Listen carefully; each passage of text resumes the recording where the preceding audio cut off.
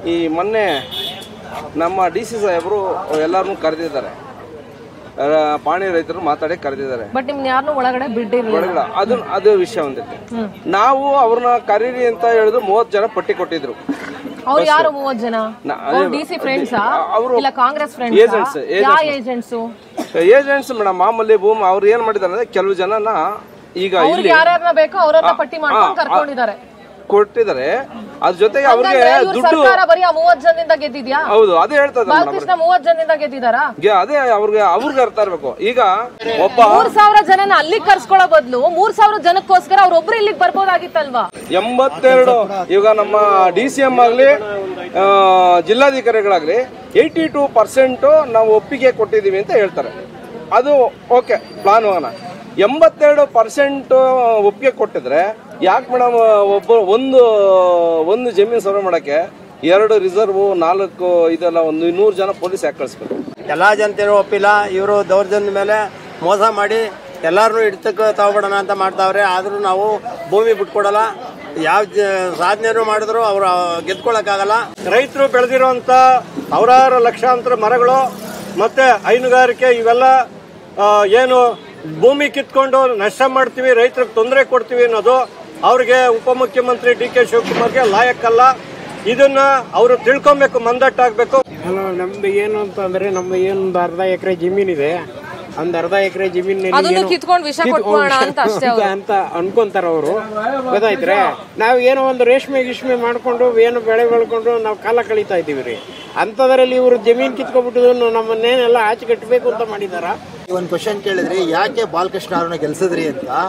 ನಮಗೆ DCM ಈಗ ನಮ್ಮ DK ಶಿವಕುಮಾರ್ ಹೇಳಿದ್ರು, ಈ ಸಾರಿ ಒಂದ್ಸಾರಿ ನಮಗೆ ಪೆನ್ನು ಪೇಪರ್ ಕೊಡ್ರಪ್ಪ ಅಂತ ಅಂಗಲಾಚಿದ್ರು. ನಾವು ಅದಕ್ಕೆ 4 ಕಾನ್ಸ್ಟಿಟ್ಯೂನ್ಸಿಯಿಂದ ಕಾಂಗ್ರೆಸ್ನ ಆಯ್ಕೆ ಮಾಡಿ ಕಳಿಸ್ತು. ಒಕ್ಕಲಿಗರ ನಾಯಕ ಅಂತ ಒಂದು ಅಭಿಮಾನ ಇತ್ತು.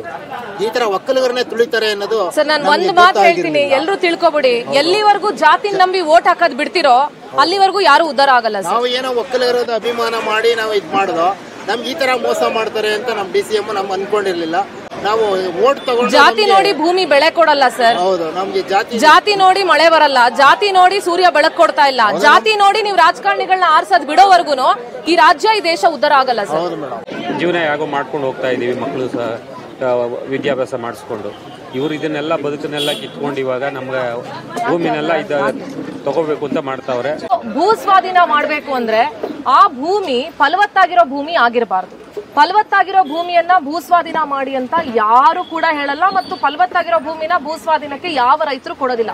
ಯಾವುದೋ ಭಾಗದಲ್ಲಿ ರೈತರು ಕೊಡಬಹುದೇನೋ, ಆದ್ರೆ ಈ ಭಾಗದ ರೈತರು ತಮ್ಮ ಫಲವತ್ತಾದ ಭೂಮಿಯನ್ನ ಕೊಡೋದಕ್ಕೆ ಒಪ್ತಾ ಇಲ್ಲ. ಇಲ್ಲಿ ಈಗ ಆಲ್ರೆಡಿ ಸರ್ಕಾರ ಭೂಸ್ವಾಧೀನದ ಹೆಸರಲ್ಲಿ ಲ್ಯಾಂಡ್ ಮಾಫಿಯಾ ಮಾಡ್ತಿದೆ ಅಂತ ನಾನು ಬಹಳ ನೇರವಾಗಿ ಹೇಳಕ್ ಇಷ್ಟಪಡ್ತೀನಿ. ಈ ಹಿಂದೆ ಇದನ್ನ ಮೊದಲು ಪ್ರಸ್ತಾವನೆ ಮಾಡಿದವರು ಕುಮಾರಸ್ವಾಮಿ ಅವರು. ಕುಮಾರಸ್ವಾಮಿ ಅವರೇ, ನೀವು ಈ ಜಿಲ್ಲೆಯವ್ರು ಹಾಕೊಂಡು ಇಲ್ಲೇ ನಿಮ್ ತೋಟ ಬೇರೆ ಇದೆ ಹತ್ರದಲ್ಲೇ, ನೀವು ಮಾತ್ರ ಈ ಎಕರೆಗಟ್ಲೆ ತೋಟ ಮಾಡ್ಕೊಂಡು ನೀವು ರೈತ ಅಂತ ತೋರ್ಸ್ಕೊಂಡು ನೀವು ಕೋಟ್ಯಾಂತರ ರೂಪಾಯಿ ದುಡ್ಡು ಮಾಡ್ಬೋದು. ಇಲ್ಲಿರುವಂತ ಸಣ್ಣ ರೈತರು ಅವ್ರ ಭೂಮಿನ ಉಳಿಸ್ಕೊಳ್ಬಾರ್ದಾ? ನಿಮ್ ತೋಟ ಇದೆಯಲ್ಲ ಅದೇ ಜಾಗನ ಕೊಟ್ಬಿಡಿ ಭೂಸ್ವಾಧೀನಕ್ಕೆ, ನೋಡೋಣ ಏನ್ ಹೇಳ್ತೀರಾ? ನಿಮ್ ತೋಟದ ಜಾಗನೇ ಕೊಟ್ಬಿಡಿ. ಕೇತ್ಗಾನಹಳ್ಳಿ ಬಿಡದಿ ತೋಟ ಮಾಡ್ಕೊಂಡಿದ್ದೀರಲ್ಲ, ನೀವು ಎಕರೆಗಟ್ಲೆ ಜಮೀನ್ ಮಾಡ್ಕೊಂಡಿದ್ದೀರಾ. ನೀವು ಅರ್ಧ ಜಾಗ ಹೊಡೆದು ಸರ್ಕಾರಿ ಜಾಗ ಗುಳುಂ ಮಾಡ್ಕೊಂಡೆ ನೀವು ತೋಟ ಮಾಡ್ಕೊಂಡಿದ್ದೀರಿ. ನಿಮ್ಮ ಭೂಮಿನ ರಾಜಕಾರಣಿಗಳು ಯಾರಾದ್ರೂ ನಿಮ್ದೊಂದು ಅರ್ಧ ಎಕರೆ ಭೂಮಿನ ಭೂಸ್ವಾಧೀನಕ್ಕೆ ಕೊಟ್ಬಿಡಿ, ನೋಡೋಣ. ಸ್ವಲ್ಪ ಆದ್ರೂ ನಿಮ್ಮ ರಾಜಕೀಯ ನಾಯಕರಿಗೆ ಮಾನ ಮರ್ಯಾದೆ ಅನ್ನೋದು ಏನಾದ್ರೂ ಇತ್ತು ಅಂದ್ರೆ ನೀವ್ ಯಾರು ಹಸಿರು ಶಾಲನ್ನ ಹೊದ್ಕೊಳ್ಬಾರ್ದು. ಹಸಿರು ಶಾಲನ್ನ ಹಾಕೊಳ್ಳಕ್ಕೆ ನೀವು ಅಯೋಗ್ಯರು ನೀವು. ಮತ್ತೆ ಇನ್ನೊಂದು ತಿಳ್ಕೊಂಡ್ಬಿಡಿ, ಯಾವ ರೈತರನ್ನ ಎದುರು ಹಾಕೊಂಡು ಯಾವ ಸರ್ಕಾರನೂ ಇಲ್ಲಿವರೆಗೂ ಉಳಿದಿಲ್ಲ. ರೈತರನ್ನ ಎದುರು ಹಾಕೊಂಡು ಯಾವ ಸರ್ಕಾರಗಳು ಉಳಿದಿಲ್ಲ. ಎಂತೆಂತ ದೊಡ್ಡ ಮುಖ್ಯಮಂತ್ರಿಗಳು ಬಂದ್ರು, ಏನೇ ಆಗಿದ್ರು ಯಾವ ಸರ್ಕಾರಗಳು ಉಳಿದಿಲ್ಲ. ಇದೆಲ್ಲವನ್ನ ಪದಿಗಿಟ್ಟು ಐ ಥಿಂಕ್ ನಿಮ್ಮ ಉಪಮುಖ್ಯಮಂತ್ರಿಗಳು ಅವರ ಕುರ್ಚಿ ಕಾದಾಟದಲ್ಲಿದ್ದಾರೆ. ಅವ್ರ ಕುರ್ಚಿ ಸಿಗುತ್ತೋ ಇಲ್ವೋ ಅನ್ನೋದ್ರಲ್ಲಿದ್ದಾರೆ. ಅಂಡ್ ರೈತರ ಮೇಲೆ ಅವನ್ ಯಾವನು ಇವನ್ ಯಾವನು ಅವನನ್ನ ಎಳೆದು ಹಾಕಿ ನೀವೇನು ಮಾಡ್ಕೋತೀರಾ? ಇದೆಲ್ಲ ಬಿಟ್ಬಿಡಿ. ಒಂದು ತಿಳ್ಕೊಳ್ಳಿ DK ಶಿವಕುಮಾರ್ ಅವರೇ, ನಿಮ್ಮ ಹತ್ರ ಹಣ ಬಲ ಇರ್ಬೋದು, ಜನ ಬಲ ಇರ್ಬೋದು, ಸರ್ಕಾರದ ಬಲ ಇರ್ಬೋದು, ಅಧಿಕಾರದ ಬಲ ಇರ್ಬೋದು. ಇಡೀ ರಾಜ್ಯದ ರೈತರು ಏನಾದ್ರೂ ಈ ಭಾಗದ ರೈತರ ಜೊತೆ ನಿಂತ್ಕೊಂಡ್ರೆ ನೀವು ನಿಮ್ಮ ಸರ್ಕಾರ ಏನ್ ಆಗ್ತೀರಾ ಅನ್ನೋದನ್ನ ಕರೆಕ್ಟಾಗಿ ತಲೆಯಲ್ಲಿ ಇಟ್ಕೊಳ್ಳಿ. ಈ ಭಾಗದ ರೈತರಿಗೆ ನಿಮ್ಮಷ್ಟು ದೊಡ್ಡ ಸ್ಕೂಲ್ಗಳಿಲ್ಲ, ನೀವು ನಿಮ್ಮ ಮನೆಯವ್ರು ಮಾಡ್ಕೊಂಡಿರೋಷ್ಟು ಆಸ್ತಿಗಳಿಲ್ಲ, ದೊಡ್ಡ ಸ್ಕೂಲ್ಗಳು ಕಟ್ಟಿಲ್ಲ. ನೀವು ನಿಮ್ಮ ಮಕ್ಳಿಗೆ ಕೊಟ್ಟಿರುವಂತ ಎಜುಕೇಶನ್ ಇವ್ರು ಯಾರು ಅವ್ರ ಮಕ್ಳಿಗೆ ಕೊಡೋದಕ್ಕೆ ಆಗ್ತಾ ಇಲ್ಲ. ಅವರನ್ನ ಅಟ್ಲೀಸ್ಟ್ ಅವ್ರಿಗೆ ಸ್ವಾವಲಂಬಿಯಾಗಿ ಬದುಕಕ್ ಬಿಡಿ. 1 ಎಕರೆ 1.5 ಎಕರೆ ಅರ್ಧ ಎಕರೆ ಜಮೀನ್ ಇಟ್ಕೊಂಡಿರೋರ್ರಿ, ಅವ್ರ ರಕ್ತ ಹಿರಿ ನೀವು ಪಡ್ಕೊಳ್ಳೋದಾದ್ರೂ ಏನಿದೆ. ಅಟ್ ದ ಸೇಮ್ ಟೈಮ್ ನೀವು ದೇವ್ರನ್ನ ಬಹಳ ನಂಬ್ತೀರಾ, ದೇವ್ರ ಪೂಜೆ ಮಾಡ್ತೀರಾ. ನೀವು ನೆನಪಿರ್ಲಿ, ಕಣ್ಣೀರು ಯಾವತ್ತಿದ್ರು ಶಾಪನೆ ಅಂತ ತಿಳ್ಕೊಂಡ್ಬಿಡಿ.